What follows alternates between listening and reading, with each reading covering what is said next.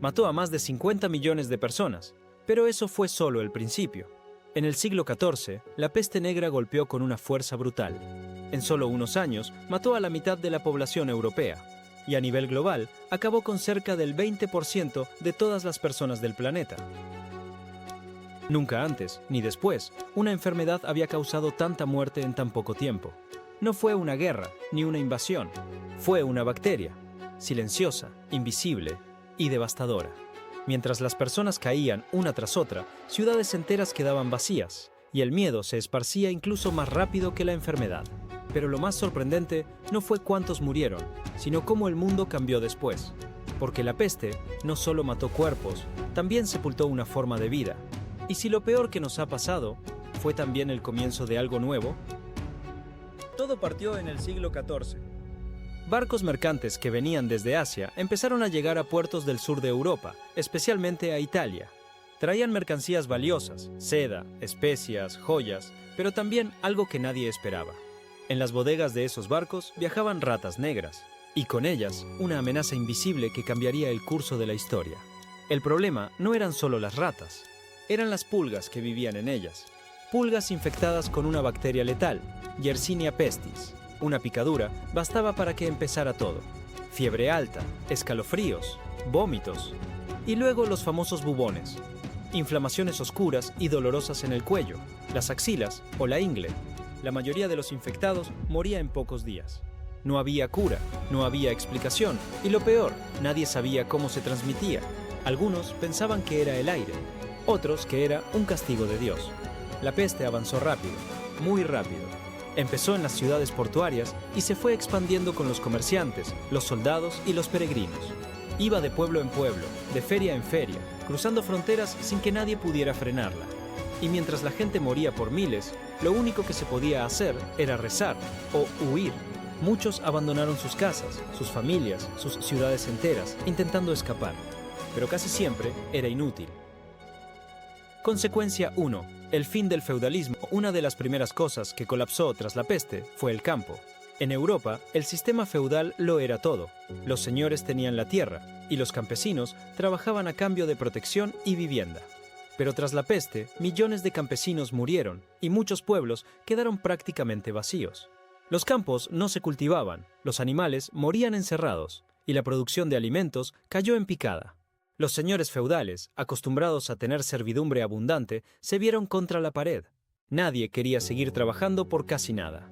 Los pocos campesinos que sobrevivieron ahora eran esenciales, y lo sabían. Ya no aceptaban cualquier condición. Empezaron a pedir mejores sueldos, tierras propias y menos control.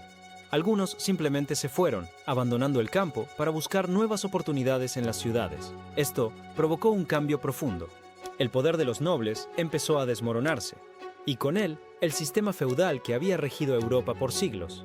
Sin mano de obra asegurada, sin control sobre los campesinos y con menos ingresos, muchos señores perdieron su riqueza y su influencia. La peste no solo mató personas, mató también una forma de organización social. El viejo orden ya no servía y no iba a volver. Consecuencia 2. Mayor poder para los campesinos. Tras la peste, Europa se encontró con un problema inesperado. La tierra seguía ahí, pero no había suficiente gente para trabajarla, y los que quedaban, por fin, tenían opciones. Los campesinos, que por siglos habían vivido sometidos a los señores feudales, empezaron a notar algo nuevo. Ahora ellos ponían las condiciones. Si no les gustaba cómo los trataban en un lugar, simplemente se iban a otro. El miedo al castigo, a la autoridad o a perder el techo ya no era tan fuerte como antes. Había demasiada tierra sin manos que la trabajaran. Y eso hizo que los campesinos pudieran negociar salarios más altos, jornadas más cortas y, en muchos casos, más libertad. En lugares como Inglaterra y Francia, los gobiernos intentaron frenar esto. Crearon leyes para congelar los sueldos y prohibir que la gente se mudara. Pero ya no podían controlar a la población como antes. Algunos campesinos incluso lograron algo impensado: convertirse en propietarios de tierra. La relación entre el trabajador y el dueño cambió. Ya no era solo obediencia y sometimiento. Ahora había poder de negociación, acuerdos, incluso contratos.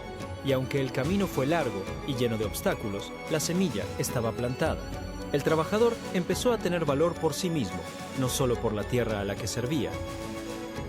Consecuencia 3.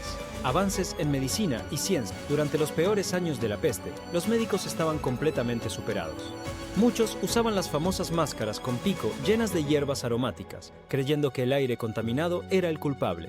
Se hacían sangrías, se encendían inciensos, se quemaban plantas, pero nada servía. La gente moría igual, o incluso más rápido. Y eso provocó algo inevitable, la desconfianza. Durante siglos, la medicina se basaba en teorías antiguas que nadie se atrevía a cuestionar. Pero ahora, con tanta muerte y tan pocas respuestas, muchos comenzaron a preguntarse si esas teorías eran realmente ciertas. Algunos médicos y estudiosos empezaron a observar más y repetir menos. Comparaban síntomas, anotaban casos, buscaban patrones. Querían entender por qué enfermaba la gente y cómo evitar que otros murieran igual. No fue un cambio inmediato, pero sí un punto de inflexión. Las universidades comenzaron a abrirse a nuevas ideas. La peste obligó a muchos a dejar de mirar solo al cielo en busca de respuestas y empezar a mirar al cuerpo, al entorno, a la evidencia. Ese giro marcó el inicio de una transformación profunda. La medicina dejó de ser solo fe y tradición, y poco a poco se convirtió en un campo de estudio más serio, más metódico. Sin la peste, ese cambio podría haber tardado siglos más. Consecuencia 4. Crisis religiosa y caída de autoridad de la Iglesia.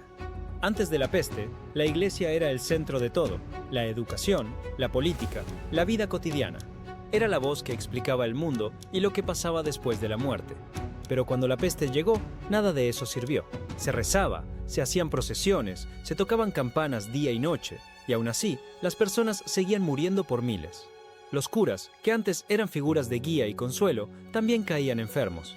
Monasterios enteros se vaciaron. Muchos sacerdotes se escondieron o huyeron, y los que quedaban muchas veces rehusaban acercarse a los enfermos. Ya no había confesiones, ni últimos ritos, ni esperanza. Y eso hizo que la gente empezara a preguntarse: si ni ellos están a salvo, ¿qué tan poderosa es realmente la Iglesia? El golpe fue profundo. La fe siguió existiendo, pero la autoridad de la Iglesia como institución quedó herida. Muchos empezaron a buscar respuestas fuera del clero, a cuestionar lo que antes parecía incuestionable, incluso a criticar abiertamente la corrupción, el lujo y la desconexión del alto mando religioso. Esa pérdida de confianza no desapareció con el tiempo. Al contrario, se acumuló, se transmitió, y siglos después explotó en forma de reforma. La peste había sembrado algo más que miedo, había sembrado duda. Consecuencia 5. Un cambio en la forma de ver la vida y la muerte. La peste cambió la forma en que las personas se relacionaban con la muerte. Antes, la muerte era parte de la vida, sí, pero estaba lejos, ritualizada, envuelta en ceremonias religiosas. Con la peste, eso desapareció de golpe.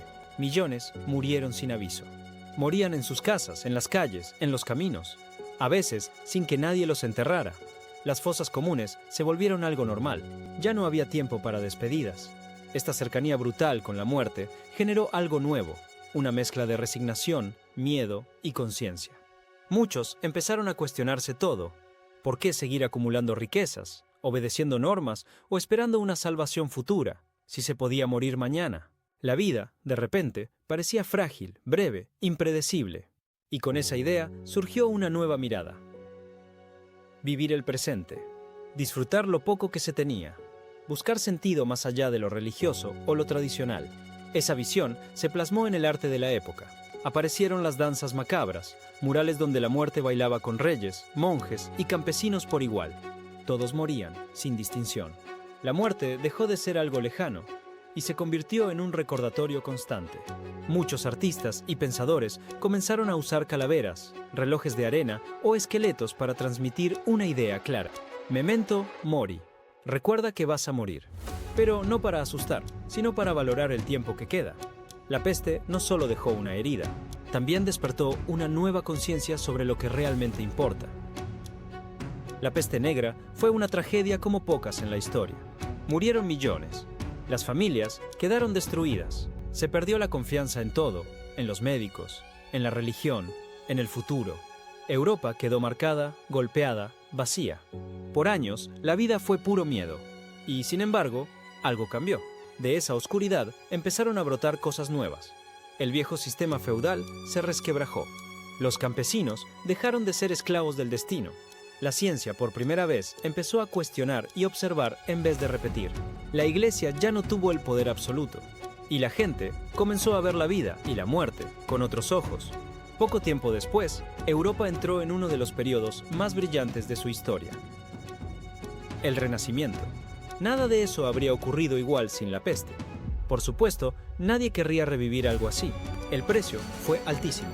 Pero es imposible no preguntarse: ¿y si, a veces, las crisis más duras son también las que nos obligan a cambiar?